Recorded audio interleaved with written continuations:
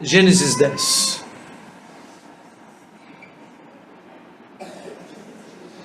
São estas as gerações dos filhos de Noé, Sem, Cã e Jafé. E nasceram-lhes filhos depois do dilúvio. Os filhos de Jafé são Gomer, Magog, Madai, Javã, Tubal, Meseque e Tiras. Os filhos de Gomer são Askenaz, Rifate e Togarma. Os de Javã são Elisá, Tarsis, Quitim e Donamim. Estes repartiram entre si as ilhas das nações nas suas terras, cada qual segundo a sua língua, segundo as suas famílias em suas nações. Os filhos de Cã, Cuxi, Misraim, Put e Canaã. Os filhos de Cuxi, Sebá, Avilá, Sabtá, Raamá e Sabtecá. E os filhos de Raamá, Sabá e Dedã. Cuxi gerou a Nimrod, o qual começou a ser poderoso na terra. Foi valente caçador diante do Senhor, daí dizer-se como Nimrod, poderoso caçador diante do Senhor. O princípio do seu reino foi Babel, Ereque, Acade e Calné, na terra de Sinar. Daquela terra saiu ele para a Síria e edificou Nínive, Reobote, Ir e Calá. E entre Nínive e Calá, a grande cidade de Rezém. Misraim gerou a Ludim, a Anamim, a Leabim, a Naftuim, a Patrusim, a Causluim, de onde saíram os filisteus, e a Caftorim. Canaã gerou a Sidom, seu primogênito, e a Et, e aos Jebuseus, aos Amorreus, aos Girgazeus, aos Eveus, aos Arqueus, aos Sineus, aos Arvadeus, aos Zemareus, aos Amateus, e depois se espalharam as famílias dos cananeus.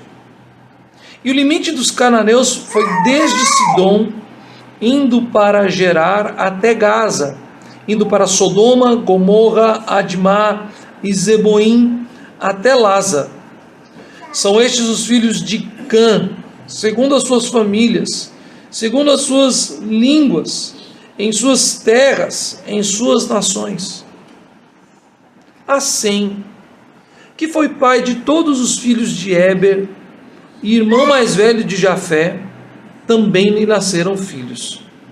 Os filhos de Sem são Elão, Assur, Arfaxade, Lude e Arã. Os filhos de Arã, Uz, Ul, Jéter e Mas. Arfaxade gerou a Salá. Salá gerou a Éber. A Éber nasceram 2 filhos. Um teve por nome Peleg, porquanto em seus dias se repartiu a terra, e o nome do seu irmão foi Joctã. Joctã gerou a Almodá, a Selefe, a Azarmavé, a Gerá, a Adorão, a Uzal, a Dicla, a Obal, a Abimael, a Sabá, a Ofir, a Avilá e a Jobabe. Todos estes foram filhos de Joctã. E habitaram desde Messa, indo para Cefar, montanha do Oriente. São estes os filhos de Sem, segundo as suas famílias, segundo as suas línguas, em suas terras, em suas nações. São essas as famílias dos filhos de Noé, segundo as gerações nas suas nações. E destes foram disseminadas as nações da terra, depois do dilúvio. Amém. Oremos ao Senhor. Pai Santo, te imploramos que fale ao nosso coração. Ilumina, ó Deus, pelo teu espírito de poder, as nossas mentes, dá-nos entendimento da tua palavra. Assim nós te imploramos em nome de Jesus. Amém. Ludgero não é um nome assim muito comum. Para mim é. Afinal de contas é o meu nome. E não só o meu, o do meu pai e o do meu avô. Quando Juliana, todas as vezes que Juliana ficou grávida, naquela expectativa de menino ou menina, uma das perguntas mais comuns era: se for menino, você também vai pôr o nome do seu filho de Ludgero? Mas veja, eu acho Ludgero um nome extremamente comum. Estranho para mim é José, João, Pedro, esse tipo de nome.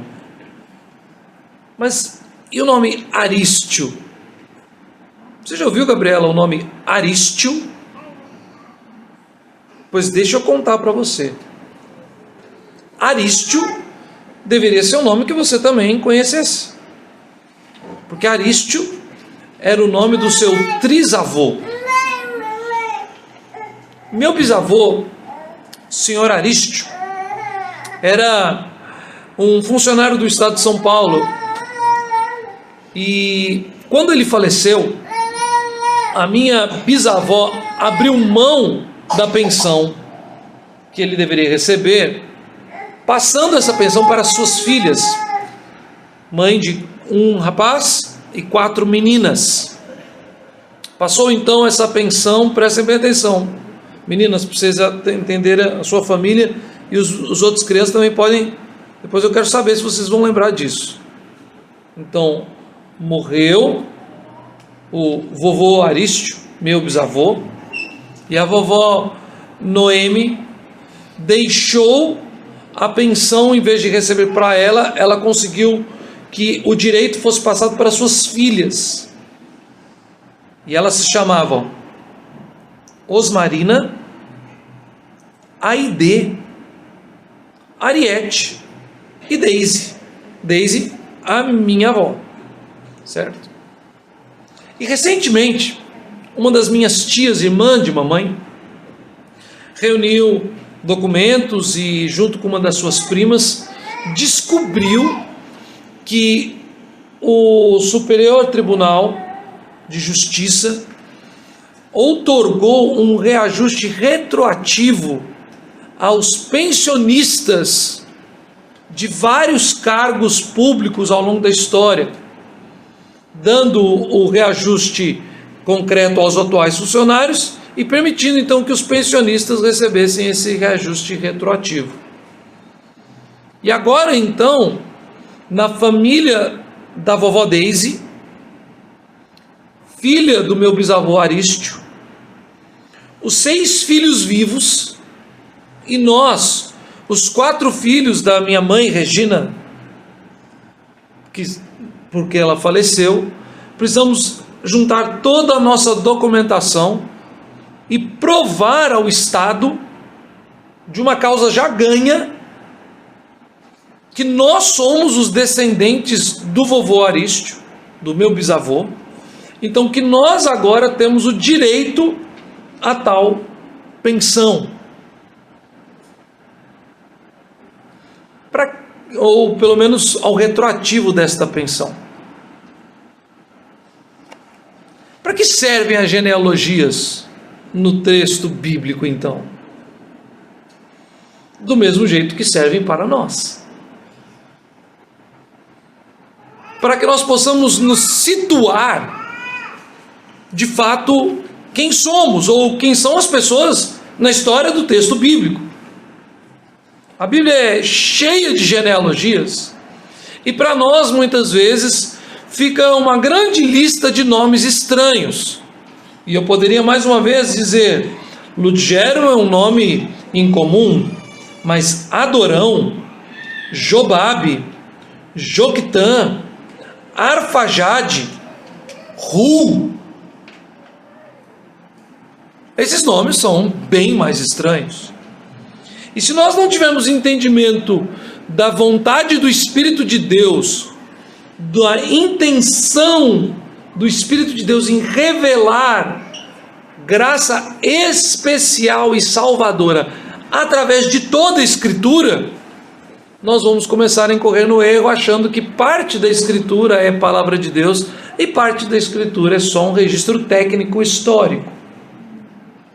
Muito mais do que descobrir quem são os herdeiros de quem e os direitos adquiridos da família A, B ou C, ou um tipo de domínio territorial do que aconteceu com os filhos de Noé, o que nós temos diante de nós, nesta grande lista do capítulo 10, de filhos e netos e terras, e algumas pequenas histórias, como por exemplo a de Nimrod, que é destacado aqui.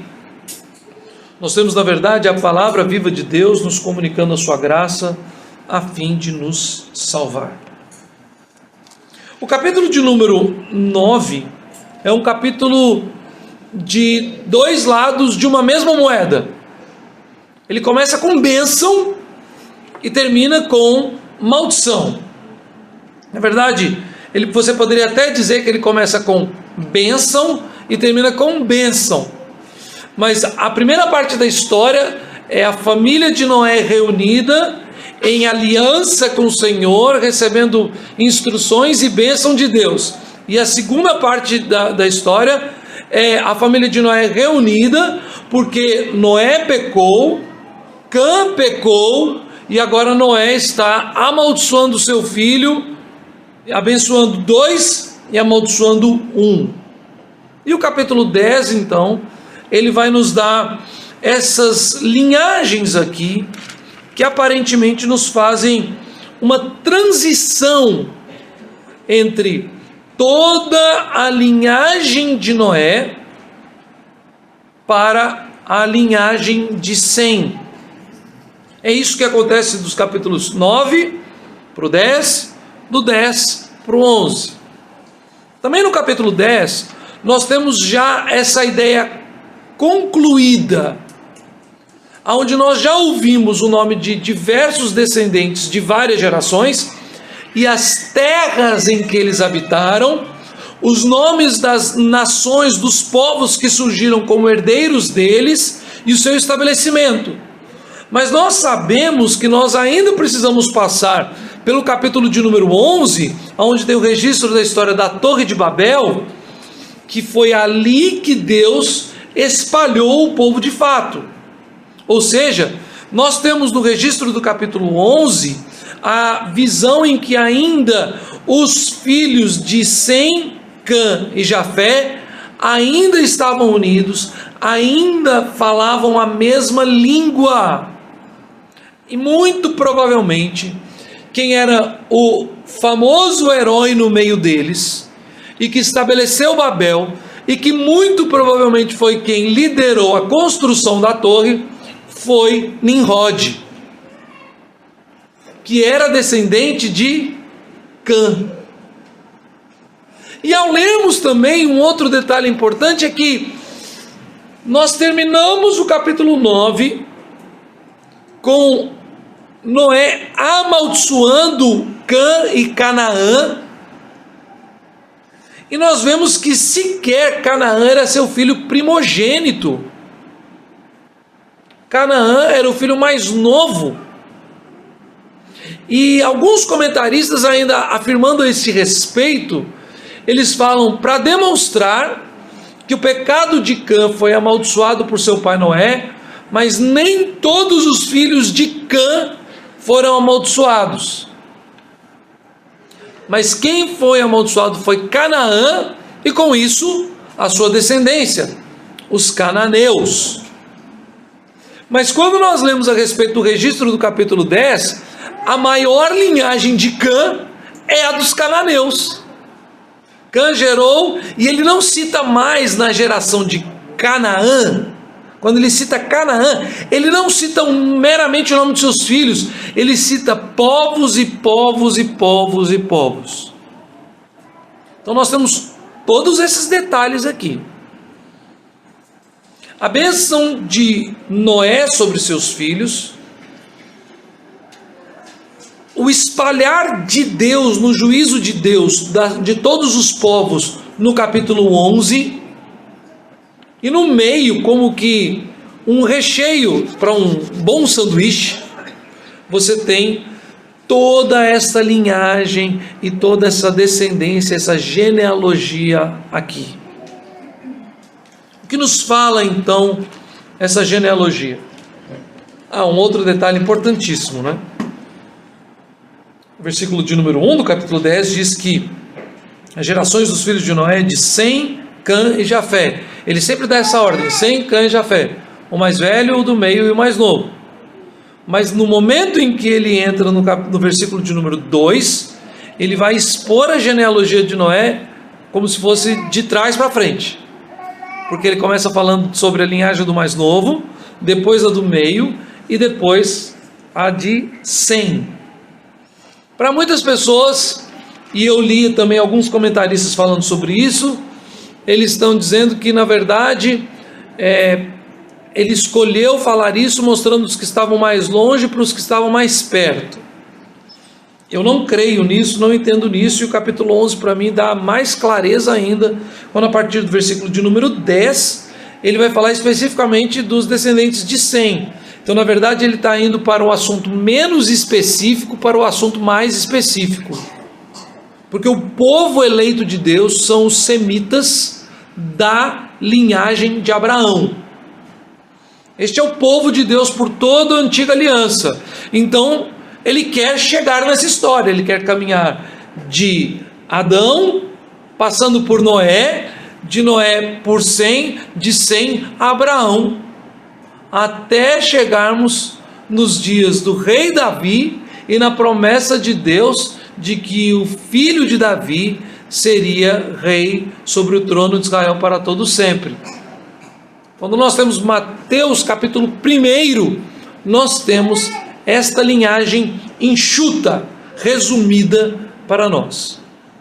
Ou seja, a primeira coisa que nós precisamos entender aqui, de forma geral, para depois chegarmos lá, é que esta genealogia também do capítulo 10, sem dúvida alguma, serve por todas as eras ao povo da promessa, ao povo da aliança, a fim de que este povo creia no Messias de Deus.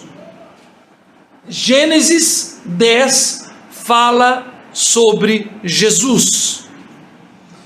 E para que eu não seja alegórico e não faça como algumas pessoas equivocadamente fazem, querendo encontrar Jesus, por exemplo, na história de Davi e Golias, e aí alguns pastores muito equivocados vão dizer que Jesus é a pedra que foi rejeitada, mas essa pedra Davi pegou ela no caminho, pôs na funda e deu na testa do gigante. Isso é uma interpretação alegórica do texto, e nós rejeitamos esse tipo de coisa. Mas se aqui está a linhagem santa e a promessa de Deus em Gênesis 3 à mulher, que da sua semente nasceria aquele que esmagaria o descendente, a descendência da serpente e a cabeça da serpente, nós precisamos continuar lendo nessa expectativa. A segunda coisa nos fala sobre a ira vindoura de Deus e sobre o juízo de Deus, mas nos fala novamente de uma forma inversa, porque a maldição de Noé sobre Canaã aparentemente aqui não aconteceu. Porque quando nós lemos essa história e vamos a fundo, nós vamos entender, dentro de uma pesquisa histórica mais bem feita, que o melhor pedaço de terra está nas mãos dos cananeus, e que o povo que mais cresceu e se fortaleceu são os cananeus. E aí fica a pergunta ao leitor: mas o Senhor, ou pelo menos Noé, não tinha amaldiçoado eles? Não eram eles para serem os amaldiçoados? E a semente não vem dos semitas? Não virá Abraão dos filhos de Sem. Mas aqui nós vemos mais uma vez uma clara ideia do juízo vindouro de Deus. E a terceira coisa que nós podemos ver nesse texto nos fala a respeito de que a bênção de Deus está sobre todos os povos da terra. Eu estava comentando ontem, que também estudando, eu fui ver um comentário de Lutero a esse respeito, e Lutero então pega aqui, falando a respeito dos filhos de Jafé, no versículo de número 3, um dos netos de Jafé, dos filhos de Gomer, chamado Askenaz, e que dentro de uma história, de uma pesquisa arqueológica, Lutero afirma que Askenaz foi um dos primeiros habitantes da terra da Alemanha. O texto nos diz, na verdade, que os filhos de Jafé, eles repartiram entre si as ilhas das nações nas suas terras, e isso fala sobre a expansão territorial da humanidade, mostrando que os filhos de Jafé foram primeiro para regiões como Grécia, depois Itália, e habitaram a Europa. E obviamente eu não concordo com o argumento final de Lutero, mas a pesquisa é interessante, quando ele vê se Askenaz de fato é um dos primevos da Alemanha, aí ele conclui que mostra que o Senhor, na sua graça, sempre olhou de forma especial para os alemães. Essa visão de Lutero, ela não é tão errada assim, ela só é incompleta, porque a terceira coisa que nós vamos ver é que, na verdade, o Senhor sempre esteve preocupado com a sua promessa de encher a terra, dominá-la, sujeitá-la, e de que os seus herdeiros, ou os herdeiros de Noé, os descendentes de Noé, são de fato aqueles que povoam todo o planeta. Então, na aliança de Deus e na bênção de Deus sobre Noé e seus filhos, estão abençoados os seus descendentes, todos os americanos, sul-americanos, norte-americanos, centro-americanos, latino-americanos, todos os africanos, todos os asiáticos, todos os europeus, todos os da Oceania e aquela multidão de povos que tem naquelas ilhas ali do Pacífico, que você pega uma ilhazinha no meio do Pacífico, do nada assim, de repente tem um povo lá, que ninguém sabe e tem uma grande população, ninguém sabe nem como é que eles chegaram ali, né? Ficam as histórias, as lendas, as tradições, mas todos os povos da terra estão debaixo dessa bênção. Essa é a história de Cristo. Essa história fala sobre o juízo de Deus, o juízo vindouro de Deus, mas fala sobre a bênção de Deus sobre todos os povos da terra. A primeira coisa que nós vemos então é essa ideia da população da terra, diversas regiões, povos e nações. O versículo de número 5, quando fala sobre os filhos de Jafé, esses repartiram entre si as ilhas das nações nas suas terras, cada qual segundo a sua língua, segundo as suas famílias e em suas nações.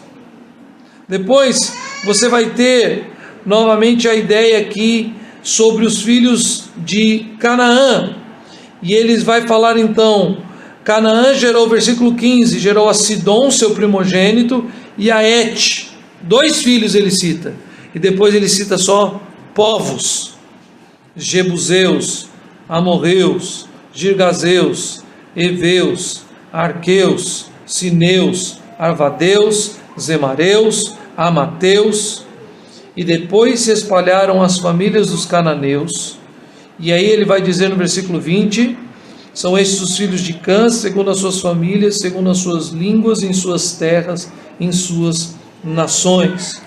E no versículo de número 31, a respeito dos filhos de Sem, São esses os filhos de Sem, segundo as suas famílias, segundo as suas línguas, em suas terras, em suas nações.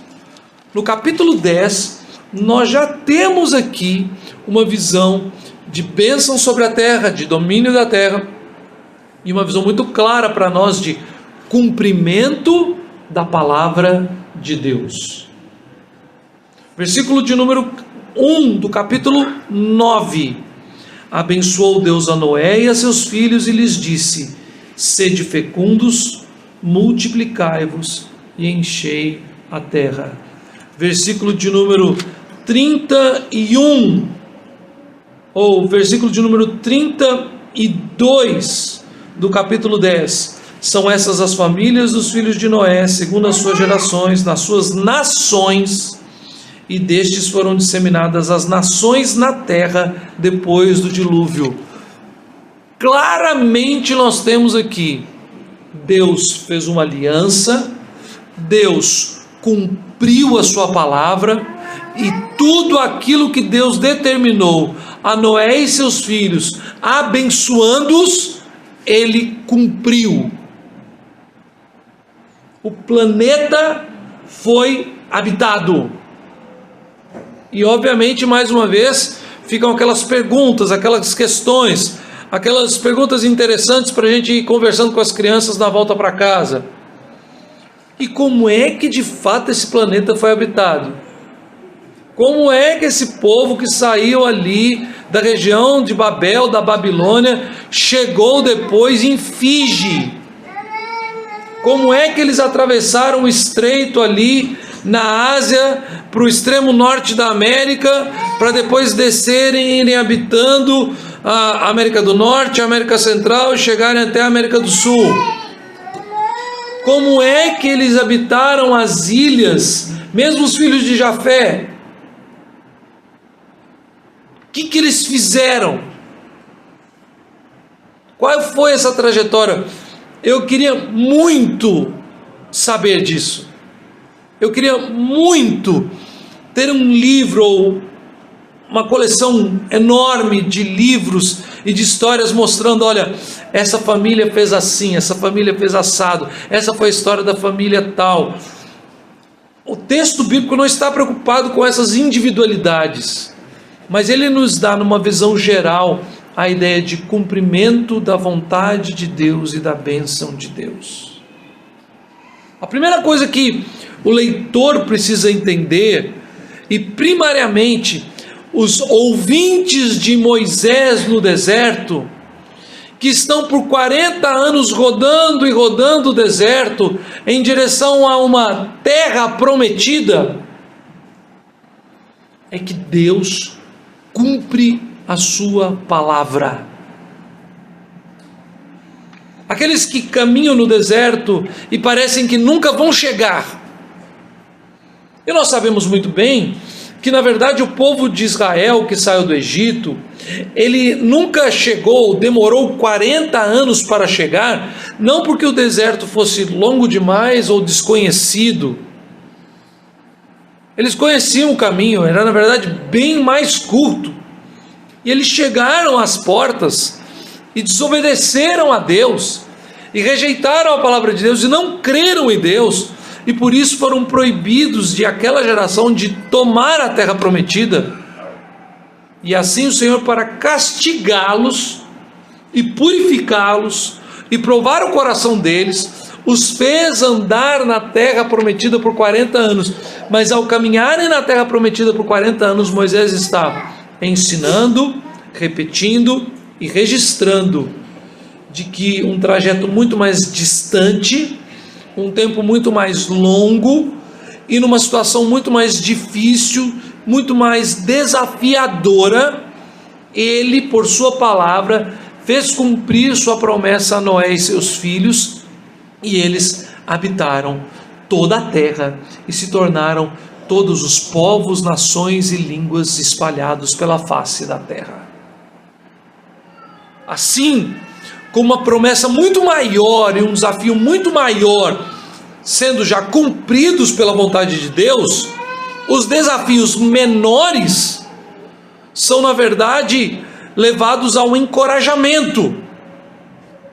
É simples. Nós fazemos isso com os nossos filhos.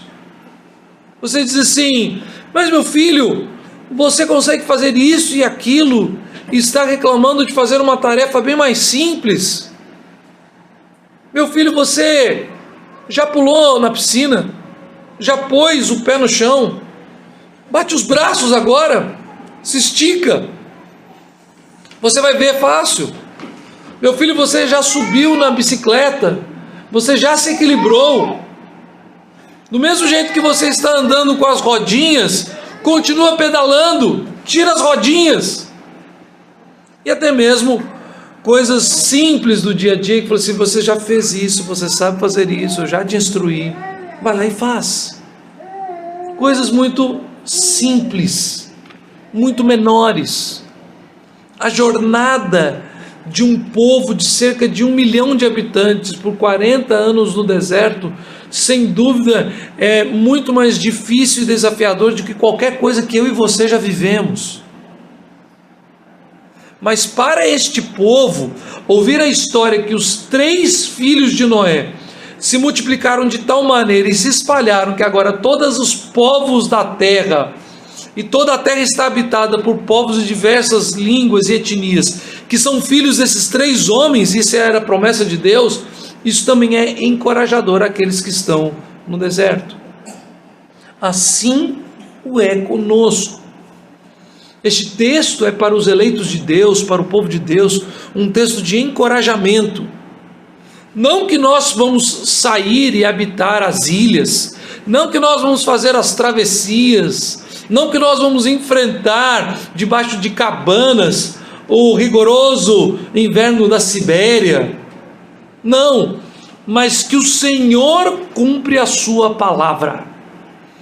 Que a palavra de Deus sempre chega ao seu propósito, que o povo de Deus sempre é conduzido por Deus ao seu destino, que nada foge à vontade de Deus, absolutamente nada foge à vontade de Deus, e aquilo que Ele tem registrado na sua palavra, e que Ele tem nos prometido, e nos vocacionado, também Ele cumprirá.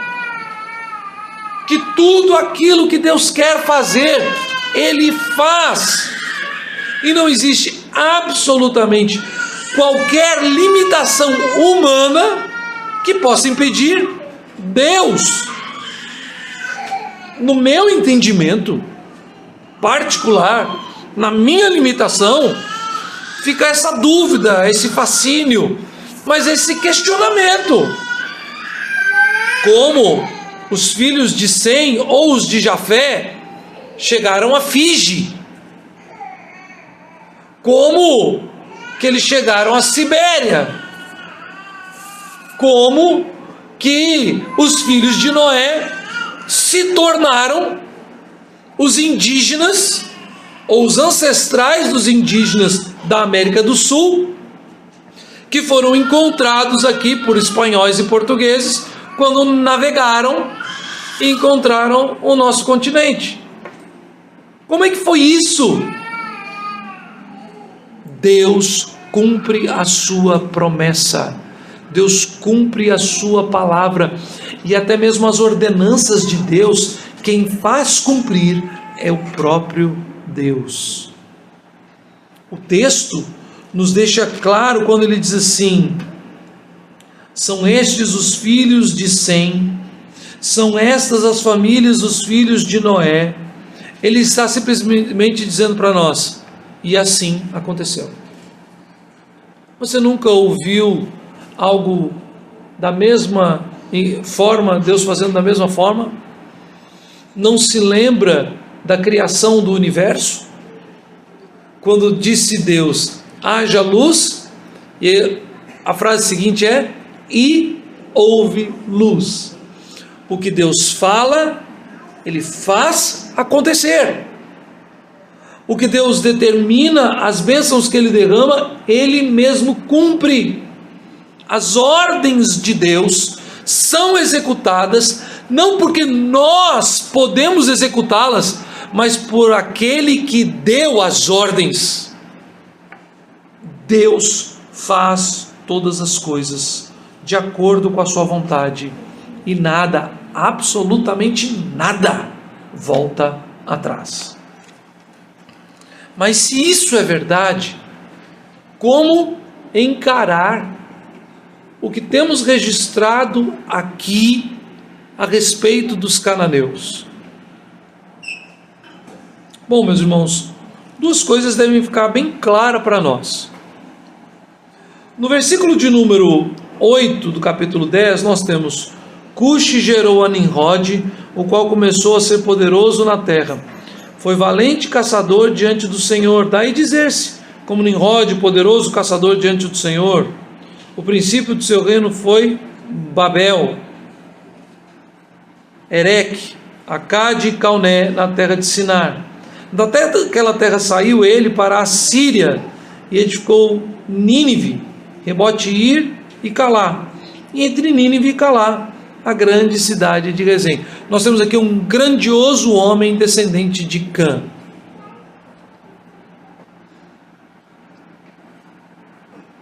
E no capítulo 11, imediatamente aqui, o texto seguinte, o contexto, chamado contexto posterior, você já tem a destruição, entre aspas, de Nimrod, porque você já tem a destruição de Babel.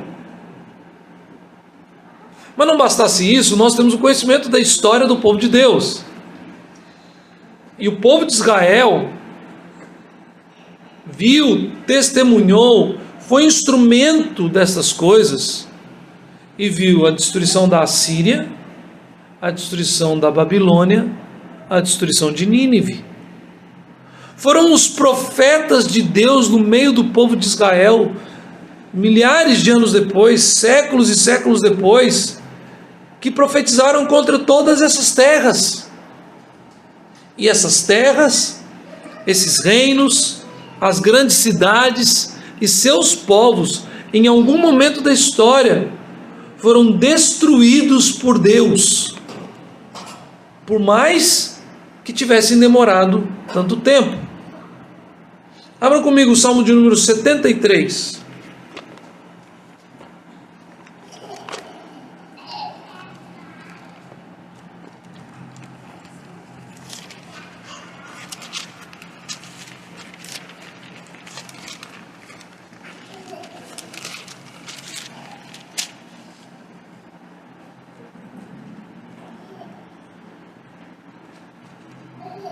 Salmo de Asaf, do Salmo de número 73. Com efeito, Deus é bom para com Israel, para os com de coração limpo. Quanto a mim, porém, quase me resvalaram os pés. Pouco faltou para que se desviassem os meus passos, pois eu invejava os arrogantes ao ver a prosperidade dos perversos. Nós temos aqui muitos perversos prosperando no capítulo 10. Homens que estão debaixo da maldição de Deus. E ao invés de vermos a sua destruição imediata, nós vimos o quê? A sua prosperidade.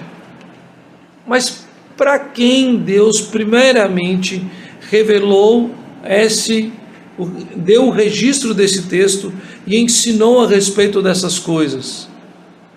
Exatamente para o povo que ele tirou do Egito e que haveria de caminhar até essa terra e destruir todos aqueles povos e todas aquelas nações.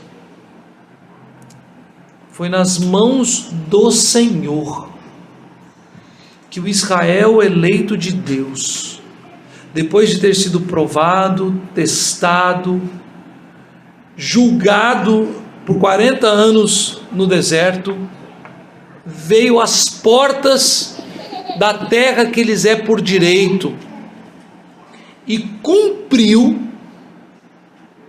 séculos e séculos depois, a maldição de Noé sobre seu filho Cã e sobre seu neto Canaã.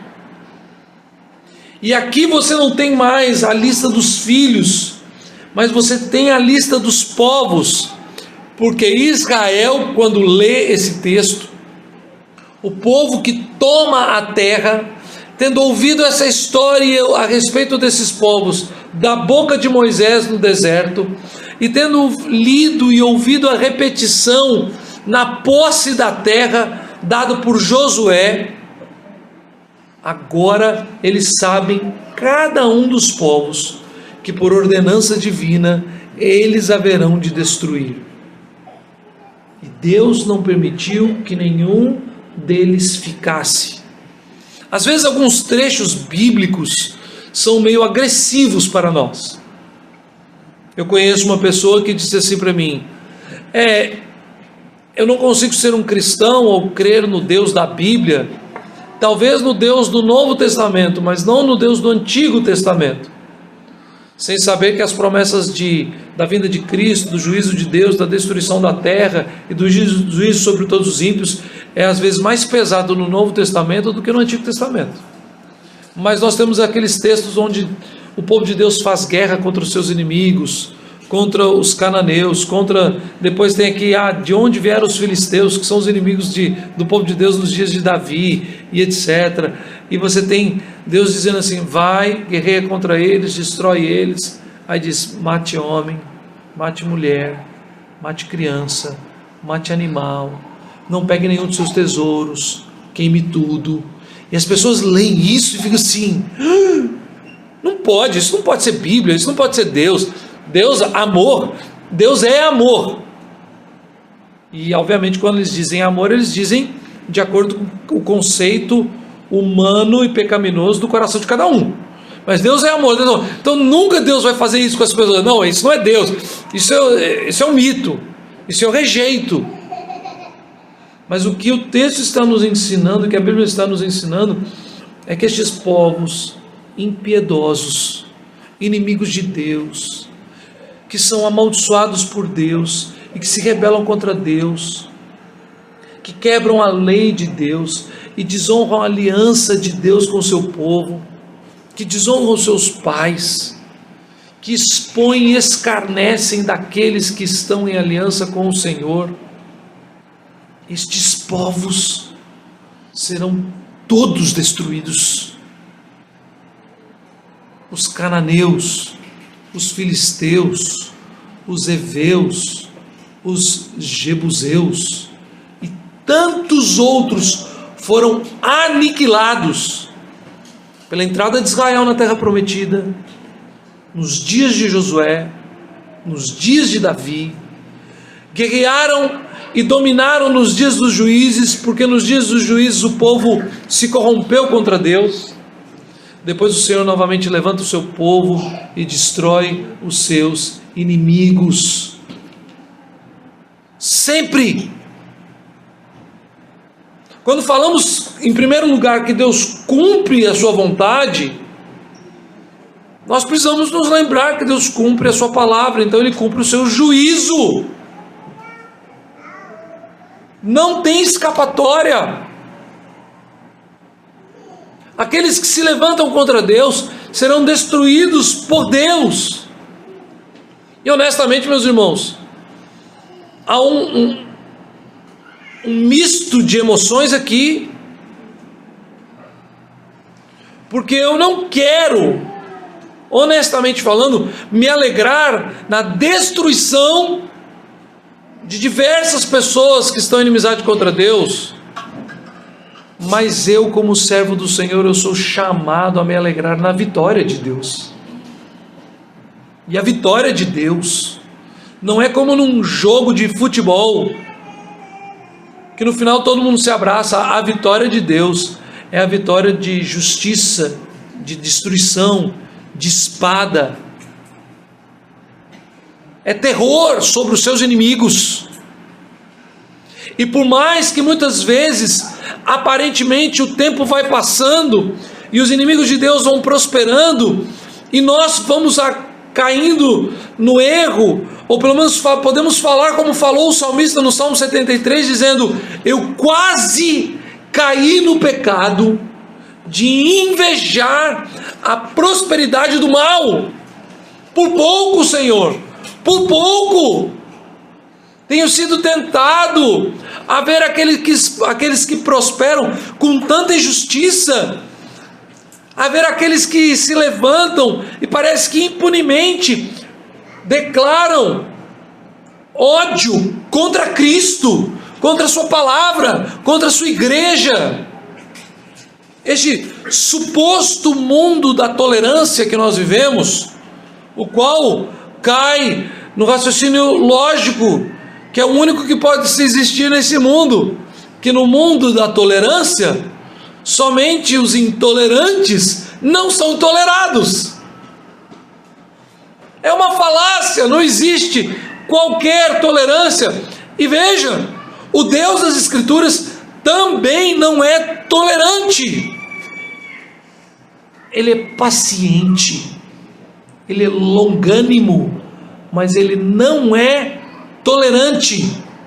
Ou seja, ele não aceitará no meio do seu povo, ele não aceitará debaixo do reinado de seu filho, ele não aceitará no novo céu e na nova terra que ele fará existir, trará existência de forma final para a habitação dos seus eleitos, àqueles que são os seus inimigos, e que não se arrependeram, e que não se converteram, e que não se humilharam na sua presença, e confessaram o nome do seu Filho Jesus como seu Senhor e Rei. Deus é intolerante, então não há tolerância. Os maus prosperam, e a história da humanidade você vai vendo isso.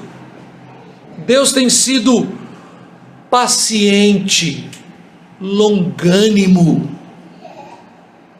e Ele tem dado tempo, porque no meio daqueles que são inimigos e malditos, ainda estão aqueles que servem a Deus. Há, na verdade, no coração de todo homem, e na evolução, na expansão, no progresso de toda a humanidade, ainda enraizados os princípios e os fundamentos de Deus para com o homem.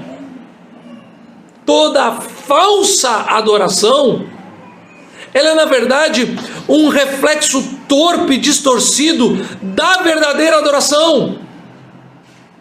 Todo aquele que adora o sol como Deus é descendente de alguém que foi ensinado em algum momento a adorar o Deus que dá o sol, e que através do sol Deus dá calor, dá luz e abençoa.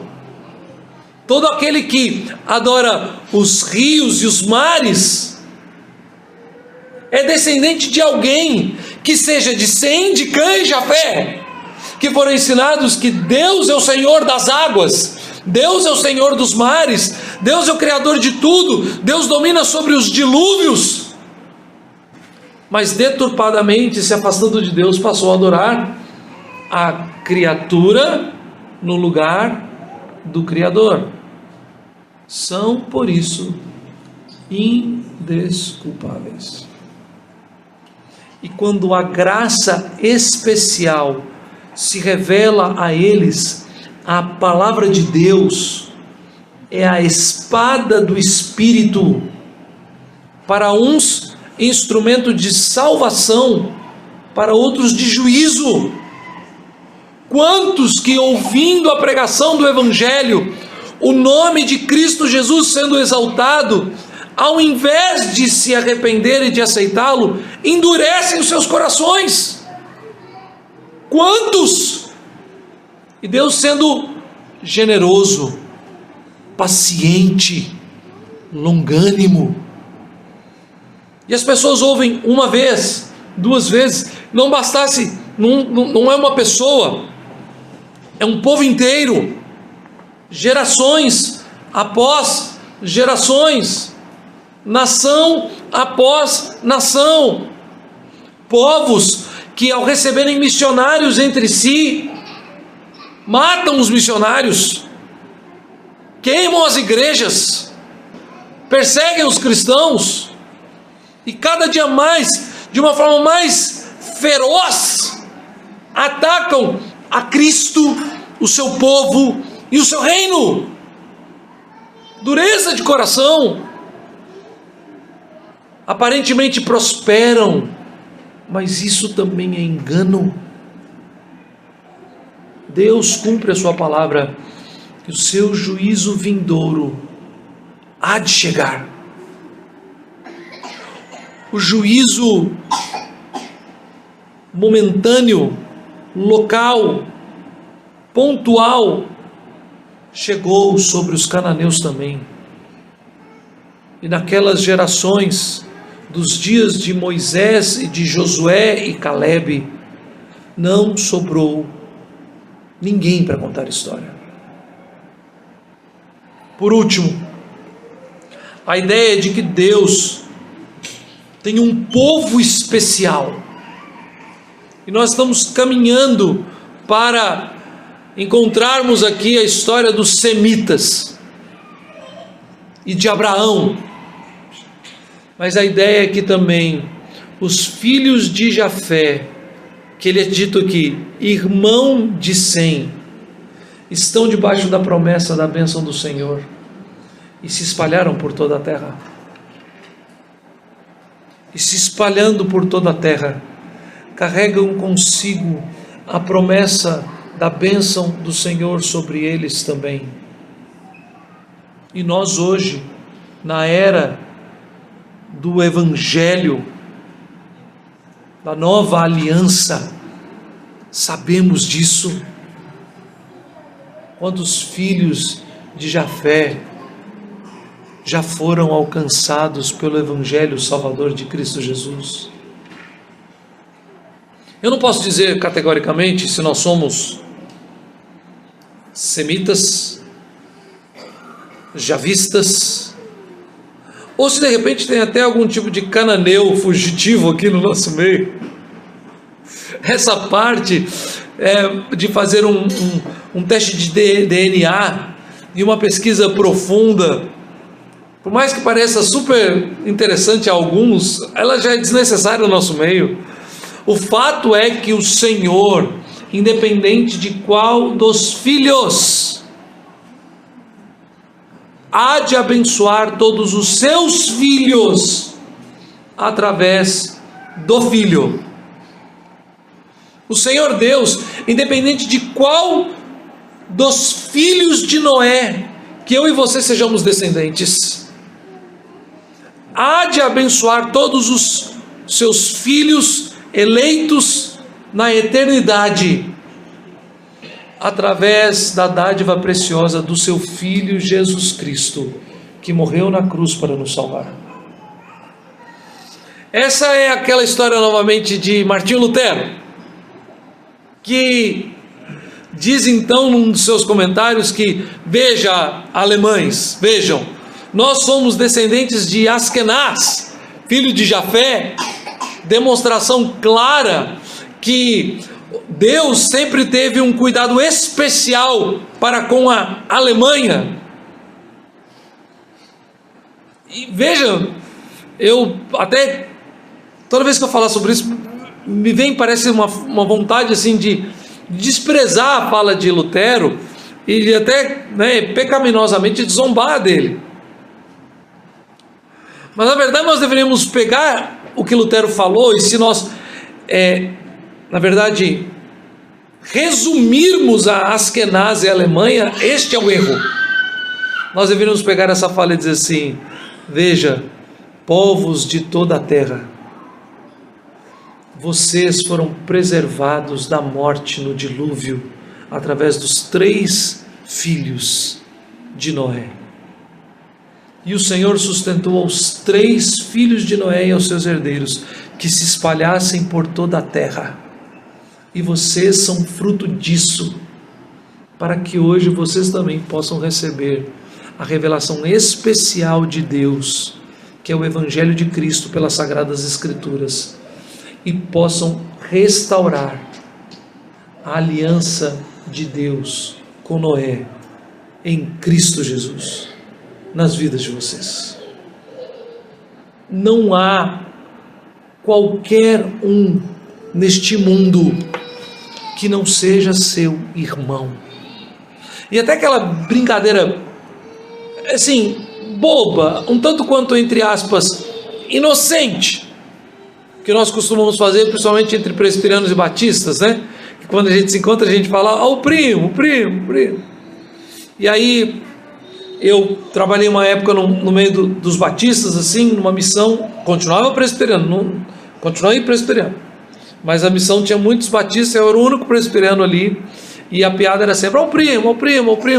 E aí um dia eu cheguei para um pastor, no mesmo tom de piada, eu disse, por quê? Você é sobrinho de Deus? E ele ficou super chateado comigo. Eu achei que era uma piada, não é? Eu só emendei com a minha.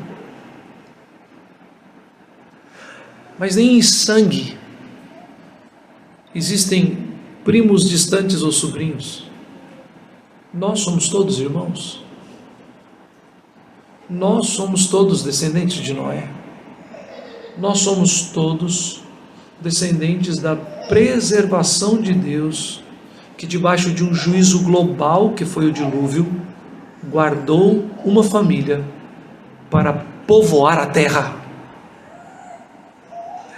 Isso me traz a uma última aplicação, e essa que é uma aplicação bíblica cristã, mas eu vou chamá-la de uma aplicação mais missiológica.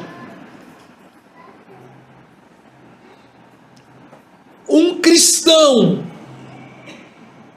que conhece a história das Escrituras e a verdade revelada de uma forma plena e profunda, um cristão que entende o Evangelho, que vai de Gênesis a Apocalipse, jamais deveria ter qualquer receio, medo, e muito menos aversão a ser enviado por Deus a qualquer campo missionário na face da terra. Há uma relação muito interessante que eu aprendi ao longo dos anos entre alguns povos. E quando eu fui a Angola, eu vi que os angolanos, eles amam os brasileiros. Eles têm um amor pelo Brasil e pelos brasileiros, e eles acham aquilo maravilhoso, e falam do Brasil. Obviamente, na cultura geral e momentânea, muito é sobre futebol, né? Eles perguntam sobre futebol, eles acham o futebol brasileiro isso e aquilo, e Pelé, Romário, Ronaldo e etc. Mas é nítido que você percebe que os angolanos, eles têm um carinho especial com os brasileiros, porque eles se sentem irmãos dos brasileiros, visto que eles também foram colônia de Portugal. É como se nós somos todos colônias do mesmo lugar, então nós somos todos irmãos. Isso é muito interessante. Agora, quando nós chegamos em Portugal, as coisas mudam, porque você percebe que há uma grande parcela, para não generalizar, vou dizer, há uma grande parcela da população portuguesa, dos portugueses, que tem uma rejeição muito forte contra brasileiros e angolanos ao mesmo tempo. É comum você ver em igrejas portuguesas, igrejas evangélicas portuguesas, aonde acaba o culto, fica um grupo de brasileiros e angolanos ali, pessoal, Angola, Cabo Verde, Moçambique, brasileiro, conversando e tal, fica um tempão ali, e portugueses não se misturam com eles. Existem, obviamente, portugueses irmãos em Cristo, crentes que amam esse convívio, né, então, mas existem até mesmo membros de igrejas locais portugueses que não gostam, entre aspas, de se misturar. Um crente em Cristo Jesus, conhecedor das Escrituras Sagradas, jamais terá receio de se envolver, de se misturar, de ir, de receber, de participar. Todos irmãos. Evidentemente que no meio da igreja nós vamos ainda dizer, somos irmãos em Cristo, né? Nós vamos ter essa forma de dizer, mas a nossa irmandade, ela é, para os cristãos, de duas facetas. Na revelação especial, somos todos filhos de Deus, pela obra de Cristo Jesus, somos irmãos em Cristo. Mas nós também temos pelas Escrituras o entendimento que, de forma natural, somos também todos irmãos, somos uma só família, somos um só povo, somos todos filhos de Noé.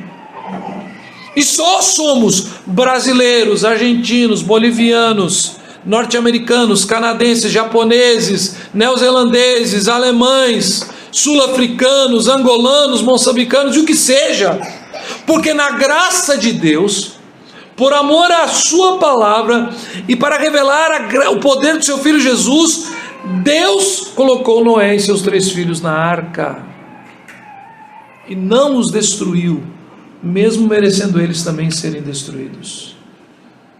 Todo o planeta foi alcançado em graça à medida que Deus derramou sua graça na vida de Noé e dos seus. A palavra de Deus se cumpre. Não tema, não despreze. A vocação do Senhor na vida dos crentes, ela não volta atrás. E por maior que sejam os desafios que você, com os seus olhos humanos limitados, possa enxergar, Deus já fez ao longo da história da humanidade coisas muitíssimo maiores. Pessoas já enfrentaram lutas muito mais difíceis e, para a nossa geração, intransponíveis humanamente falando, e fez cumprir a sua palavra. Ele não volta atrás. Segundo, não desprezem o juízo de Deus. Não invejem os ímpios. Não se tornem angustiados e amargurados contra Deus, porque você passa por necessidades e os maus prosperam. O juízo sobre eles é certo. O juízo sobre eles é certo. E a salvação dos que estão em Cristo, da mesma forma. E por último, nós temos ainda irmãos de sangue espalhados pelo mundo, que precisam ouvir do Evangelho para que não sejam destruídos, porque a palavra de Deus não volta atrás. E o Senhor envia a sua igreja a fazê-lo.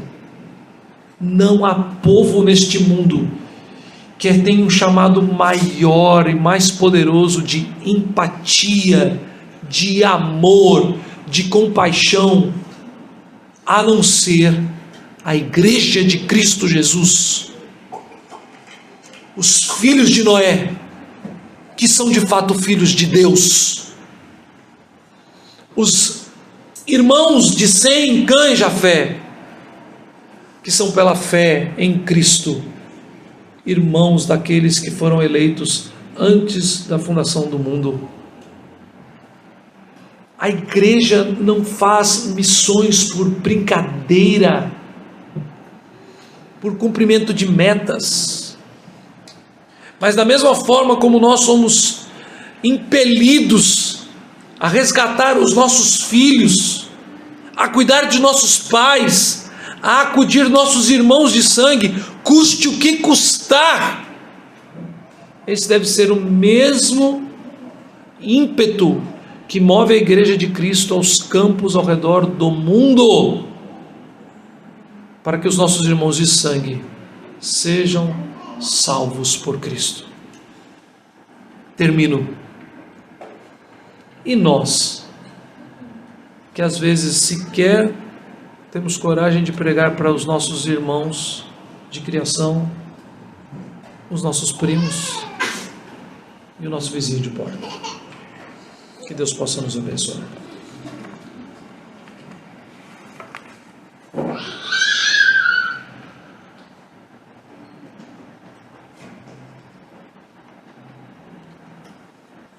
Oremos mais uma vez.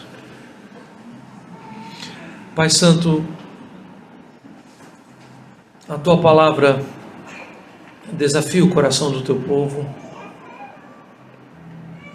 nos chama um entendimento muito mais profundo da Tua obra e da Tua vontade revelada por toda a história da humanidade. dos porquês, Senhor, o Senhor sustenta e conduz o teu povo, e de qual é a vocação dos crentes em Cristo Jesus, a fim de que o teu reino possa se expandir e a tua glória se manifestar por toda a terra. Serve o teu povo, Senhor, colocando esta palavra em nossos corações e nos movendo em tudo aquilo que honra e glorifica o nome de Cristo Jesus. Age por nós, assim nós te imploramos em Cristo. Amém.